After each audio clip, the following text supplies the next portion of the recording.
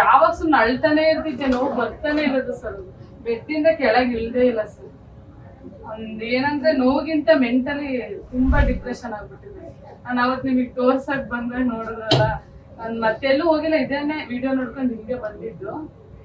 ಯಾರ ಮಾತನ್ನು ಏನು ಕೇಳಿಲ್ಲ, ಇಲ್ಲಿಗೆ ನಿಮ್ ವಿಡಿಯೋಸ್ ಎಲ್ಲ ನೋಡಿದ್ದಲ್ಲ, ಅದು ನಮ್ಗೆ ಇಟ್ಕೊಂಡು ಇಲ್ಲೇ ಬಂದಿದ್ದು ಸರ್. ಎಲ್ಲರೂ ಡಾಕ್ಟರ್ಸ್ ಎಲ್ಲ ಚೆನ್ನಾಗಿ ನೋಡಿದ್ರು. ಸರ್ ಅದು ಸಡನ್ ಆಗಿ ಫುಲ್ ಕಾಲ್ ಜೋಮ್ ಬಂದ್ಬಿಡ್ತು ಸರ್. ಮೇ ಬಿ ವೆಯ್ಟ್ ಎತ್ತಿದ್ದೆ, ನಾನು ಸ್ವಲ್ಪ ವೆಯ್ಟ್ ಎತ್ತಿದ್ದೆ ನಾನು. ಆಮೇಲೆ 2 ವರ್ಷದಿಂದ ಬಿದ್ದಿದ್ದೆ. ಅದೇ ಅವಾಗ ಲೈಟ್ ಆಗಿ ಪೇನ್ ಬರ್ತಾ ಇತ್ತು, ಬಟ್ ಏನ್ ಅಂತ ಜೋರಾಗಿಲ್ಲ. ದಸರಾ ಹಬ್ಬದಿಂದ ಸಡನ್ ಮಲಗಿಸ್ಬಿಡ್ತು ಸರ್. ಎದ್ದು ಕಾಲಿಡಕ್ಕೂ ಆಗಿಲ್ಲ. ಆಮೇಲೆ ಅಲ್ಲೇ ಮೂಳೆ ಡಾಕ್ಟರ್ ಹತ್ರ ತೋರ್ಸಿದ್ವಿ, ಏನು ಪೇನ್ ಸ್ವಲ್ಪನೂ ಕಡಿಮೆ ಆಗಿಲ್ಲ ಸರ್. ಆಮೇಲೆ ಮೊಬೈಲ್, ನಾನಂದ್ರೆ ಇಷ್ಟು ಸೀರಿಯಸ್ ಇದೆ ಅಂತ ಪ್ರಾಬ್ಲಮ್ ಗೊತ್ತಿಲ್ಲ ಸರ್. ನಾನು ತುಂಬಾ ಆಕ್ಟಿವ್ ಆಗಿ ಕೆಲಸ ಮಾಡ್ಕೊಂಡಿದ್ದೆ. ಇದ್ರ ಬಗ್ಗೆನೇ ಗೊತ್ತಿಲ್ಲ ನನ್ಗೆ. ಅದೇನೋ ಸಯಾಟಿಕ ಪೇನ್ ಅಂದ ತಕ್ಷಣ ನನ್ ತಲೆಗೆ ಸಕ್ಕ ಟೆನ್ಷನ್ ಆಗೋಯ್ತು. ಆಮೇಲೆ ಮೊಬೈಲ್ ಅಲ್ಲಿ ಮೀಡಿಯಾ ನೋಡಿ ಆಮೇಲೆ ನಮ್ಮನೆಯವ್ರಿಗೆ ಹೇಳಿ ಕರ್ಕೊಂಡ್ ಬಂದು ಫಸ್ಟ್ ಟೈಮ್ ಬಂದಾಗ ಡ್ರಿಪ್ಸ್ ಎಲ್ಲ ಹಾಕಿದ್ ನೋಡ್ಬಿಟ್ಟು ಅವ್ರು ಸೊಂಟನೋಗಿ ಯಾವ ಡ್ರಿಪ್ಸ್ ಹಾಕ್ತಾರೆ ಅಂತ ಒಂಥರ ಕನ್ಫ್ಯೂಸ್ ಮಾಡ್ಕೊಂಡ್ರು. ಅಂದ್ರೆ ಫಸ್ಟ್ ಟೈಮ್ ಸ್ವಲ್ಪ ನಡೀತಾ ಇದ್ದೆ, ಬಂದೋದ್ಮೇಲೆ 4-5 ದಿನಕ್ಕೆ ತುಂಬಾ ಸಿವಿಯರ್ ಆಗೋಯ್ತು. ಆಮೇಲೆ ಫೋನ್ ಮಾಡ್ಕೊಂಡು ಅಪಾಯಿಂಟ್ಮೆಂಟ್ ಕೊಟ್ಟು ಬಂದೆ, ಅಡ್ಮಿಟ್ ಆದೆ. ಪೇನ್ ಫುಲ್ ಜಾಸ್ತಿ ಆದ್ಮೇಲೆ ಒಂದು ವಾರ ಆದ್ಮೇಲೆ ಪೇನ್ ಜಾಸ್ತಿ 4-5 ದಿನಕ್ಕೆ ಇಮಿಡಿಯೇಟ್ ಆಗಿ ಒಂದು 4 ಡೇಸ್ಗೆ ಅಪಾಯಿಂಟ್ಮೆಂಟ್ ಸಿಕ್ತು.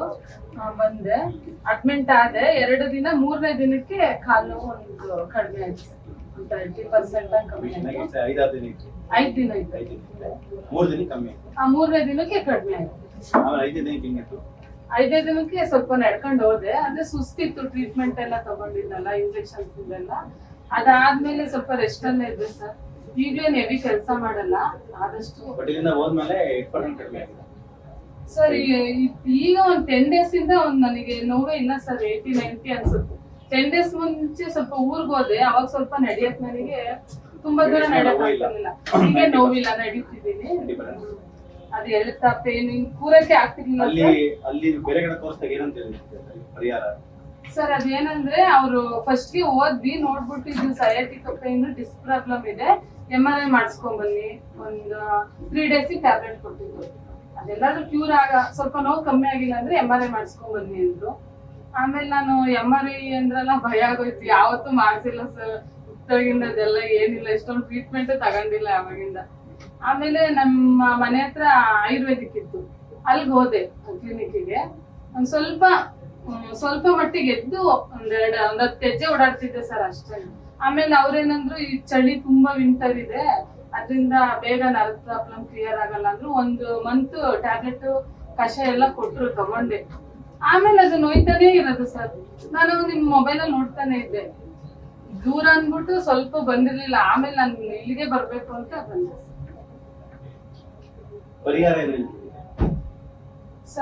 ಅಲ್ಲಿ ಆಯುರ್ವೇದಿಕ್ ಅಲ್ಲಿ ಏನಂದ್ರೆ ಬೇಸಿಗೆ ಬಂದ್ರೆ ಹೋಗ್ಬಿಡುತ್ತೆ. ಅಲೋಪತಿ ಅವ್ರ ಆಪರೇಷನ್ ಎಲ್ಲಿ ಮಾಡ್ತಾರೆ ಅನ್ನೋ ಬೈಕೆ ನನ್ ಮತ್ತೆ ಹೋಗಿಲ್ಲ. MRIನೂ ಮಾಡಿಸ್ಲಿಲ್ಲ ಸರ್. ಡೈರೆಕ್ಟ್ ನಿಮ್ಗೆ ಬಂದು ನೀವು ಟ್ರೀಟ್ಮೆಂಟ್ ಶುರು ಮಾಡಿದ್ರಿ. ಆಮೇಲೆ 2 ದಿನ ಆದ್ಮೇಲೆ ಇಲ್ಲ ಜೆಪಿ ನಗರ ಮಾಡಿಸ್ಕೊಂಡ್ವಿ.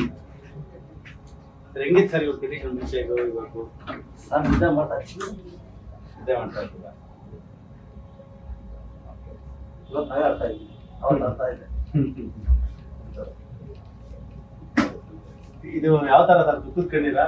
ದುಃಖದ ಕಣ್ಣೀರ ಆನಂದದ ಕಣ್ಣೀರು. ಹೆಂಗಿತ್ತು ಸರ್ ಕಂಡೀಷನ್? ಸರ್ ರಾತ್ರಿ ನನಗೆ ಹೊಡೆಯೋಳು, ಕಾಲಲ್ಲಿ ಜಾಸ್ತಿ ಹೊಡೆಯೋಳು. ಕಾಲಲ್ಲಿ ಹೊಡೆದಿಲ್ಲ, ಕೈಯಲ್ಲಿ ಹೊಡಿತಾ ಇದ್ದೆ. ಆಗ್ತಾನೆ ಇರಲಿಲ್ಲ ಮೇಡಮ್ ನೋವು. ನನಗೆ ಕಾಲೇ ಕಟ್ ಮಾಡಿಸ್ಬಿಡೋರು ಹೇಳ್ತಿದ್ದೆ. ಅಷ್ಟು ಒಂದು 100 kg ಮೇಡಮ್. ಅದು ಹೆಂಗಿರ್ತಾನೆ, ಅದು ಸಯಾಟಿಕ ಪೇನ್ ನಮಗೂ ಸರಿ ಇರುತ್ತೆ ಮೇಡಮ್. ಏನ್ ಮಾಡಿದ್ರೆ ಕಡಿಮೆ ಆಗಲ್ಲ ಮೇಡಮ್. ನಮ್ಮ ಅತ್ತೆ ಯಾವಾಗ್ಲೂ ಕಾಲ್ ನೋವು, ಮಂಡಿ ನೋವು ಅನ್ನೋರು. ಅಯ್ಯೋ ಈ ಅಮ್ಮನ್ ಬರೀ ಇದೆ ಯಾವಾಗ ನೋವು ಇಲ್ಲ. ರಿಯಲ್ ಅವ್ರೇನ್ ಅನ್ಕೊಳಲ್ಲ ಬಿಡಿ, ನೋಡಿದ್ರೆ ಅವ್ರೇನ್ ಅನ್ಕೊಳಲ್ಲ. ಆತರ ಅನ್ನಿಸ್ತಿತ್ತು. ನಮ್ಗೇನು ನೋವೇ ನೋಡಿಲ್ವಲ್ಲ ಹಂಗ ಅನ್ಸೋದು. ನನಗೆ ನೋವು ಬಂದಾಗ ನಮ್ಮ ಅತ್ತೆಗೆ ಎದುರಿಗೆ ಹೇಳ್ದೆ, ನಮಸ್ಕಾರ, ಹೆಂಗ್ ವರ್ಷಗಟ್ಲೆ ತಡ್ಕೊಂಡಿದ್ದೀರೋ ಅಂತ. ಬಟ್ ಅವ್ರಿಗೆ ಹೇಳ್ತೀನಿ ಕಾಫಿ ಟೀ ಬಿಡ್ರಿ ಅಂತ, ಅವ್ರು ಬಿಡಲ್ಲ, ಬಿಡ್ತಾ ಇಲ್ಲ.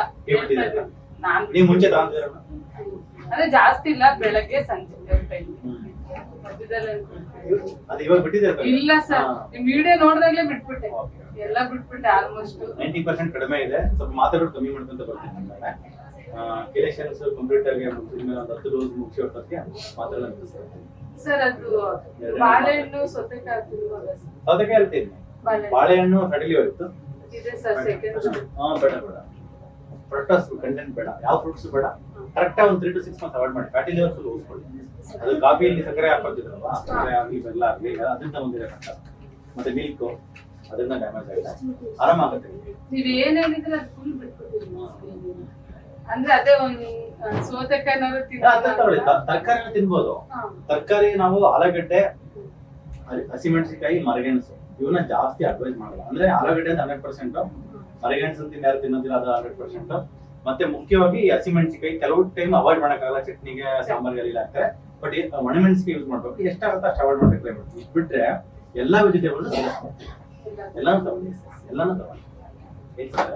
ಸೊ ಇದೇ ತರ ಮಾಡ್ಕೊಂತ ಹೋಗಿ ಚೆನ್ನಾಗಿ. ಹಣ್ಣು ಯಾವ್ದು ಬೇಡ, ಕಲ್ಲಂಗಡಿನೂ ಬೇಡ, ಎಲ್ಲಾನು ಫ್ರಕ್ಟಲ್ ಸದ್ಯಕ್ಕೆ. ಯಾಕಂದ್ರೆ ಫ್ಯಾಟಿ ಲಿವರ್ ನಿಮ್ಗೆ ಆಲ್ಮೋಸ್ಟ್ ಗ್ರೇಡ್ 2 ಹೋಗಿ ಇರೋದ್ರಿಂದ ಗ್ರೇಡ್ 1 ಗೆ ಬಂದು ನಾರ್ಮಲ್ ಬಂದ್ಮೇಲೆ ಅವಾಗ ಬೇಕಾದ್ರೆ ಫ್ರೂಟ್ಸ್ ಅವಾಗ ಹೋಗ್ತೀನಿ, ಏನ್ ತೊಂದರೆ ಆಗಲ್ಲ. ಈ ತರ ಮಾಡೋಣ. ನಮ್ಮ ಯೂಟ್ಯೂಬ್ ನೋಡತಕ್ಕಂಥ ಹೇಳಕ್ ಇಷ್ಟಪಡ್ತಾರೆ ಸರ್. ಏನ್ ಹೇಳ ಸರ್, 4 ತಿಂಗಳಿಂದ ನಿಮ್ಗೆಲ್ಲ ವಿಡಿಯೋ ನೋಡಿ ಹೇಳ್ಬೇಕಂದ್ರೆ ಕನ್ಸಲ್ಗೂ ಬಂದ್ಬಿಟ್ಟಿದೆ ಸರ್. ಹಾಸ್ಪಿಟ್ಲ್ ಅಷ್ಟು ತಲೆ ತಗೊಂಡ್ಬಿಟ್ಟಿದ್ದೀನಿ. ಏನಿಲ್ಲ ಸರ್, ನಂಬಿಕೆ ಇಟ್ಟು ಬಂದು ತೋರ್ಸಿದ್ರೆ ತಾಳ್ಮೆ ಇರ್ಬೇಕು, ತಾಳ್ಮೆಯಿಂದ ತೋರ್ಸ್ಕೋಬೇಕು. ಫಸ್ಟ್ ಟೈಮ್ ಬಂದಾದ್ಮೇಲೆ ಪೇನ್ ಯಾವಾಗ ಜಾಸ್ತಿ ಆಯ್ತು ಅವಾಗ ಆಬ್ವಿಯಸ್ಲಿ ನಂಬಿಕೆ ಹೋಗ್ಬಿಡುತ್ತಲ್ವಾ. ನಂಬಿಕೆ ಹೋಯ್ತು ಅನ್ನೋದಕ್ಕಿಂತ ನನಗೆ ನಂಬಿಕೆ ಇತ್ತು ಸರ್. ಯಾಕಂದ್ರೆ ನೀವ್ ಹೇಳಿದ್ರಲ್ಲ ಟ್ರೀಟ್ಮೆಂಟ್ ಇದೆಲ್ಲ, ಅದೆಲ್ಲ ನೋಡಿದ್ದೆ, ನೀವು ಕಾನ್ಫರೆನ್ಸ್ ಮಾತಾಡಿದ್ದೆಲ್ಲ ಪೂರ್ತಿ ನೋಡಿದ್ದೆ. ನನ್ಗೆ ಏನ್ ಕಾನ್ಸೆಪ್ಟ್ ಇದ್ದಿದಂದ್ರೆ ನ್ಯಾಚುರಲ್ ಮುಂಚೆ ತರನೇ ಡಿಸ್ಕ್ ಆಗ್ಬೇಕು, ಕಟ್ ಮಾಡೋದ್ ಬೇಡ, ಅದು ನನ್ ತಲೆಯಲ್ಲಿ ಇತ್ತು. ಆಮೇಲೆ ನಿಮ್ ವಿಡಿಯೋದಲ್ಲೂ ನೀವ್ ಅದನ್ನೇ ಎಲ್ಲ ಮಾತಾಡಿದ್ರಿ. ಅದ್ ಆ ನಂಬಿಕೆಯಿಂದಾನೇ ಬಂದಿದ್ದು ಸರ್. ಬಟ್ ಬೇರೆ ಎಲ್ಲೂ ಇಲ್ಲ ಅಂತ ತಲೆಯಲ್ಲಿ ಬಂದ್ಬಿಟ್ಟಿತ್ತು ಸರ್. ಇಲ್ಲೇ ಬರ್ಬೇಕು, ಇಲ್ಲಿ ಬಿಟ್ರೆ ಈ ತರ ಟ್ರೀಟ್ಮೆಂಟ್ ಎಲ್ಲೂ ಇಲ್ಲ ಆಲ್ಮೋಸ್ಟ್. ಸರ್ವಿಸ್ ಅಲ್ಲಿ ನಾನು ನೋಡಿದ್ದೆ ಸರ್ ಈ ತರ ಟ್ರೀಟ್ಮೆಂಟ್. ನೀವ್ ಹೇಳಕ್ ಇಷ್ಟಪಡ್ತೀರಾ ಸರ್ ಯೂಟ್ಯೂಬ್ ವೀಕ್ಷಕರಿಗೆ? ಅವತ್ತಂತೂ ತುಂಬಾ ಎಮೋಷನಲ್ ಆಗ್ಬಿಟ್ಟಿದ್ರಿ. ಸೆಕೆಂಡ್ IP ಅಡ್ಮಿಷನ್ ಮಾಡ್ತಾರ ನಂಬಿಕೆ ಇಟ್ಟಿರ್ತಾರೆ. ನೀವ್ ಹಿಂಗ್ ಕೆಲಸ ಮಾಡೋದು ಇಲ್ಲಿ ಬೇಕು ರಾಮಮೂರ್ತಿ ನಮ್ಮ ಊರ್ ಬಂದು ಭದ್ರಾವತಿ, ಇವ್ರು ಬಂದು ತೀರೋರು. ತುಂಬಾ ಹೇಳಿದ್ರು ಸರ್, ಶಿವಮೊಗ್ಗದಲ್ಲಿ ಈಗ ಎಷ್ಟೊಂದು ದುಡ್ಡು, ಅಷ್ಟೊಂದು ಅದಕ್ಕೆ ಆಪರೇಷನ್ ಮಾಡಿಸ್ಕೋಬಹುದಾಗಿತ್ತಲ್ಲ, ಅದಕ್ಕೆ ಟ್ರೀಟ್ಮೆಂಟ್ ಹೆಂಗ್ ಕ್ಯೂರ್ ಆಗುತ್ತೆ ಏನೋ ನಂಬಿಕೆ ಇಡ್ತೀರ ಅಂತ ಕೆಲವರು ಹೇಳಿದ್ರು.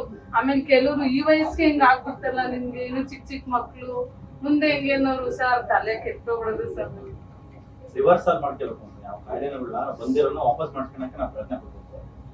ಇವಾಗ ಕಟ್ ಮಾಡಿಸ್ಕೊಳ್ಳೋದು ಈಸಿ, ಅದು ಎಷ್ಟು ಎದುರಿನ ಕೆಲಸ ಅಲ್ವಾ ನಮ್ಗೆ. ನಾವು ಅದಕ್ಕೆ ಆ ಕಾನ್ಸೆಪ್ಟ್ ಅವರಿಗೆ ಆಲ್ಮೋಸ್ಟ್ ಒಂದು 7-8 ವರ್ಷದಿಂದ ತರ ಕೊಡ್ತಾನೆ ಇತ್ತು. ಏನಾದ್ರೂ ಒಂದು ಸೊಲ್ಯೂಷನ್ ಇರಲೇಬೇಕು. ನಾವು ಭಗವಂತ ಒಂದು ಪ್ರಾಬ್ಲಮ್ ಕ್ರಿಯೇಟ್ ಮಾಡಿದ್ರೆ ಅದಕ್ಕೆ ಪರಿಹಾರ ಕೊಟ್ಟೆ ಇರ್ತಾನೆ. ಆ ಪರಿಹಾರ ನಾವು ಹುಡುಕ್ಬೇಕು. ನಾವೇನ್ ಮಾಡ್ತಿದ್ವಿ, ಶಾರ್ಟ್ ಕಟ್ ಹುಡುಕ್ತಾ ಇದ್ವಿ. ಬೆಳ್ಕೊಂಡಿದೆ ಕಟ್ ಮಾಡಿದ್ರೆ ಹೋಗ್ಬಿಡುತ್ತಂತೆ. ಬೇರೆ ಏನೋ ಅದು ಸರ್ಜರಿ ಇಲ್ದಂಗೆ ಆಗ್ತಕ್ಕಂಥದ್ದು ಏನಾದ್ರು ಇರುತ್ತೆ ಹುಡುಕ್ಬೇಕು ಅಂತ. ಅದಕ್ಕೆ ಏನೋ ಹುಡುಕಿ ನಮ್ಮ ದೇಹದಲ್ಲಿ ಇದೇ ಮೇನ್ ಕಾರಣ. ಕಾಫಿ ಟೀ ಕುಡಿದ್ವಿ, ಇನ್ಫ್ಲಮೇಷನ್ ಜಾಸ್ತಿ, ಚಪಾತಿ ತಿಂದ್ವಿ, ಎಲ್ಲ ಆಗಿ ಬಾಡಿ ಎಷ್ಟಂತ ತರ್ಕೊಳ್ಳುತ್ತೆ.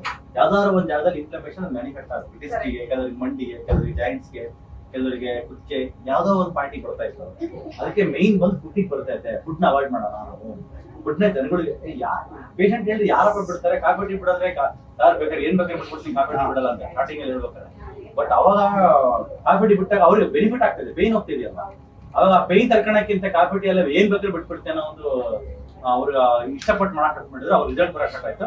ಹಂಗಾಗಿ ಅವಾಗ ನಾವು ಎಷ್ಟು ದಿನಕ್ಕೆ 5-6 ಪೇಷಂಟ್ ನೋಡ್ತಿರೋದು, ಇವತ್ತು ತಿಂಗಳಿಗೆ ಡೈಲಿ 150 ಪೇಷಂಟ್ ನೋಡೋ ತರ ಜನಗಳು ಇದು ನಂಬಿದ್ದಾರೆ, ಒಪ್ಪಿದ್ದಾರೆ ಇದನ್ನ. ಸರ್ ನೀವ್ ಹೇಳಿರೋದ್ರಲ್ಲಿ ಏನಿದು ಹೊಸದಲ್ಲ ಸರ್. ಅಟ್ಲೀಸ್ಟ್ ನಾವ್ ಚಿಕ್ಕ ಹುಡುಗರಲ್ಲಿ ನಮ್ಮ ಮನೆಗಳಲ್ಲೆಲ್ಲ ಅಷ್ಟೇನೆ ಯಾವ ಬೇಕರಿ ಫುಡ್ ಇದೆಲ್ಲ ಏನ್ ತಿಂತಾ ಇರ್ಲಿಲ್ಲ. ಮನೆ ಮೊಸರು, ನಾನೇ ಮೊಸರು ಮಾಡ್ಕೊಂಡ್ ಬರ್ತಿದ್ದೆ ಚಿಕ್ಕ ಹುಡುಗಿಲಿ. ನಮ್ಮ ಅಜ್ಜಿರು ಹಸು ಕುರಿ ಎಲ್ಲ ಈಗ್ಲೂ ಅವ್ರು ಸಾಕ್ತಾರೆ. ಈ ತರ ಬೇಕ್ರಿ ತಿನ್ನೋದು ಯಾವಾಗ್ಲೂ ಯಾರೋ ನೆಂಟ್ರು ಬಂದಾಗ ಅದೆಲ್ಲ ನೀವ್ ಹೇಳಿರೋದ್ ಸತ್ಯ. ಇವಾಗ ಏನಂದ್ರೆ ದುಡ್ಡಿದೆ, ಮಾಡಕ್ ಟೈಮ್ ಇಲ್ಲ, ಹೋಗ್ತೀವಿ ತರ್ತೀವಿ, ಅದೆಲ್ಲ ನೀವ್ ಹೇಳಿರೋದೆಲ್ಲ ಸತ್ಯ ಸರ್. ಹಂಗಾಗಿ ನನಗೆ ತುಂಬಾ ಎಲ್ಲ ಇಲ್ಲಿಗೆ ಬರ್ತಾ ಇದೆ, ಫುಡ್ಡಿಗೆ ಬರ್ತಾ ಇದೆ. ಸೊ ನಮ್ಗೆ MBBS ಮಾಡ್ಬೇಕಾದ್ರೆ ಫುಡ್ ಬಗ್ಗೆ ಒಂದೇ ಒಂದ್ ಚಾಪ್ಟರ್ ಇರುತ್ತೆ. ಅದನ್ನ ತುಂಬಾ ಶಿಂಕ್ ಆಗ್ಬಿಟ್ಟಿದೆ. ಇಷ್ಟೇ ವೀಕ್ ಕೊಟ್ಟಿದ್ದಾರೆ ಅಂದ್ರೆ ಇಂಪಾರ್ಟೆಂಟ್ ಆಗಿರ್ತಕ್ಕಂಥ ವಿಷಯನ ತುಂಬಾ ನೆಗ್ಲಿಜೆಂಟ್ ಮಾಡ್ಬಿಟ್ಟಿದ್ದಾರೆ. ಅದನ್ನ ಯಾರು ಫೋಕಸ್ಸೇ ಮಾಡ್ತಾ ಇಲ್ಲ. ಸೊ ಅದು ಹುಡುಕಿದಾಗ ಇದಿದೆ, ಸರಿ ಓಕೆ ಇವತ್ತಿಂದ ನಾನು ಬಿಡಕ್ ಸ್ಟಾರ್ಟ್ ಮಾಡ್ತೀನಿ, ನನಗೆ ವಾಸಿ ಆಗ್ಬೇಕಲ್ವಾ. ಸೊ ಇಷ್ಟು ದಿನ ಬಾಡಿ ತಿಂದಿ ಡ್ಯಾಮೇಜ್ ಆಗಿರೋದನ್ನ ನಾವು ಸರಿ ಮಾಡ್ಕೊಳಕ್ಕೆ ಯಾವ್ದಾದ್ರು ಒಂದು ಫಾಸ್ಟ್ ಮೆಥಡ್ ಬೇಕಾದ್ರೆ. ಕಾಕ್ಬಿಟ್ಟು ಇವತ್ತು ಬಿಟ್ರೆ 6 ತಿಂಗಳಿಗೆ ಸೊಂಟ ನೋವು ಹೋಗುತ್ತೆ ಅಂತಂದ್ರೆ ನೋ ಬಡಿ ಇಸ್ ಬಾದರ್ಡ್, ನನಗೂ ಕೂಡ ಆಗೋದಿಲ್ಲ. ಸೊ ಆಲ್ರೆಡಿ ಆಗಿರ್ತಕ್ಕಂಥ ಫ್ರೀ ರಾಡಿಕಲ್ ಡ್ಯಾಮೇಜ್ ಇನ್ಫ್ಲಮೇಷನ್ ನಾವು ಸರಿ ಮಾಡ್ಕೊಳಕ್ಕೆ ಬೇರೆ ಏನ ಓಝೋನ್ ಥೆರಪಿ ಆಗಲಿ ಅಥವಾ ಇರೇಷನ್ ಥೆರಪಿ, ಇದೆಲ್ಲ ಮೆಥಡ್ಸ್ ಇದೆ, ವಿಟಮಿನ್ ಸಿ ಇಂಜೆಕ್ಷನ್ಸ್ ಇದೆ.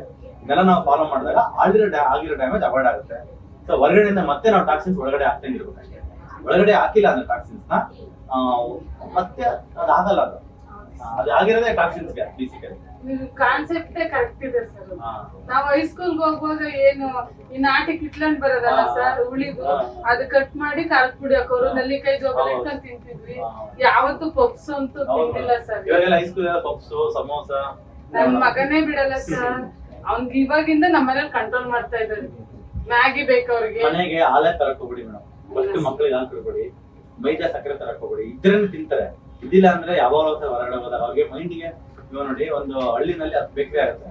ಬೇಕ್ರಿ ಇಲ್ಲ ಅಂದಿದ್ರೆ ಹಳ್ಳಿಲಿ ಯಾರು ತಿಂತಾನೆ ಇರಲ್ಲ. ಯಾರೋ ಸಿಟಿಗೆ ಹೋಗೋರು ಮಾತ್ರ ಕೆಲವರು ತಂದು ತಿಂತಾರೆ. ಬೇಕ್ರಿನಲ್ಲಿ ಆಗಿದೆ ಅಂದ್ರೆ ಈಸಿ ಅಕ್ಸೆಸಬಲ್ ಆಯ್ತಲ್ವಾ ಸರ್. ಇನ್ನೊಂದೇನಂದ್ರೆ ನನ್ ಈಗ ಚಿಕ್ಕ ಹುಡುಗಿ ಹೈಸ್ಕೂಲ್ ಬಂದಾಗ್ಲೂ ಈ ಆಯಿಲ್ ಬರುತ್ತಲ್ವಾ ಸರ್, ನಾವು ಹೋಗಿ 5 ರೂಪಾಯಿ 10 ರೂಪಾಯಿ ತಗೊಂಬಂದಿದ್ದು ನನಗೆ ನೆನಪಿದೆ. ಹಿಂಗ್ ಲೀಟರ್ ಗಟ್ಲೆ ಯೂಸ್ ಮಾಡಿಲ್ಲ ಸರ್. ಎಣ್ಣೆ ಬಿಲ್ಗಳಿಲ್ಲ. ಚಪಾತಿನೇ ಅಪರೂಪ ಸರ್. ಎಣ್ಣೆ ಹಾಕಿ ಚಪಾತಿ ಮಾಡಿರೋ ನಮ್ ಬೀದಿಲಿ ಅವರು ಚಪಾತಿ ಸ್ಮೆಲ್ ಬರ್ತಾ ಇದೆ, ಆ ತರ ಇತ್ತು ಸರ್. ಆ ತರನೇ ಇದ್ದಿದ್ದು. ಅದು ಶ್ರೀಮಂತರ ಕಾಯಿಲೆಗಳೆಲ್ಲ ಇವಾಗ ಎಲ್ಲರಿಗೂ ಬಂದಿದೆ. ಯಾಕಂದ್ರೆ ಅವ್ರು ತಿಂತಕ್ಕಂತ ಎಲ್ಲ ಫುಡ್ ಎಲ್ಲರೂ ತಿಂತಾರೆ. ಸೊ ಶ್ರೀಮಂತರಿಗೆ ಏನೋ ದುಡ್ಡು ಇರುತ್ತೆ, ಆಪರೇಷನ್ ಮಾಡಿಸ್ಕೊಂತ ಏನೋ ಮಾಡ್ತಾರೆ. ಬಟ್ ಬಡವ್ರು ಹೇಳಲ್ಲ. ಅದೇ ಸರ್ ಮಾತು ಹೇಳಲ್ವಾ, ಇದ್ದವ್ರಿಗೆ ಬಂದ್ರೆ ಸರಿ, ನಮ್ಮಂತವ್ರಿಗೆ ಬಂದ್ರೆ ಹೆಂಗೆ ಅಂದ್ರೆ ನಾವು ತಿಂತಾ ಇದೀವಲ್ಲ, ಅದು ಕರೆಕ್ಟ್. ಅದನ್ನ ನಾವು ಅವಾಯ್ಡ್ ಮಾಡ್ಕೊಂಡ್ಬಿಟ್ರೆ ಅಲ್ಲಿ ಖರ್ಚು ಮಾಡೋ ದುಡ್ಡು, ವೇಸ್ಟ್ ಆಗೋ ದುಡ್ಡು ಅವಾಯ್ಡ್ ಆಗುತ್ತೆ.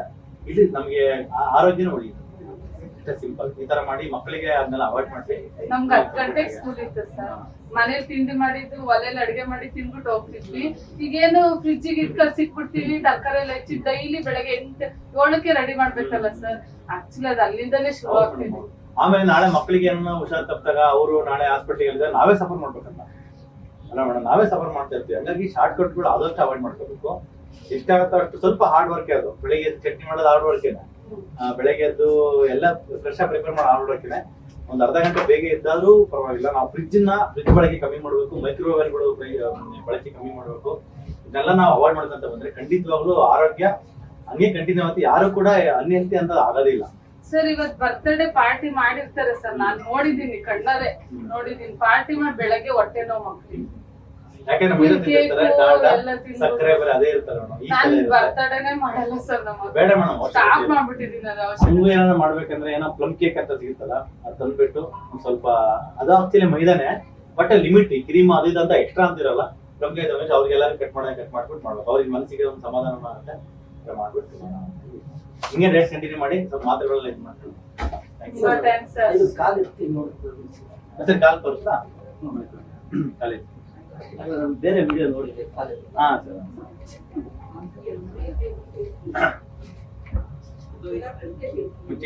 ಇವಾಗ ಮುಂಚೆ ಹೆಂಗೆ ಸರ್? ಇಷ್ಟು ಮುಟ್ಟಾಗ್ಬಿಡ್ತಾ ಇರಲಿಲ್ಲ. ಕರೆಂಟ್ ಹೊಡೆದಂಗ ಆಗೋದು ಸರ್. ಫುಲ್ ಚಾರ್ಜ್ ಮಾಡ್ತಾ ಇದ್ದೆ. ಎಷ್ಟು ಬರ್ತೈತೆ ಮೇಡಮ್? ಇಷ್ಟೇ ಅನ್ಸುತ್ತೆ ಸರ್. ಇವಾಗ ಫುಲ್ ಇಲ್ಲೆಲ್ಲೂ ಮುಟ್ಟಕ್ಕೆ ಆಗ್ತಾ ಇರ್ಲಿಲ್ಲ. ಇವಾಗ ಫುಲ್ ಮೇಲೆ ಈ ಕಡೆ ಕಾಲು, 2 ಕಾಲ ಮೇಲೆ.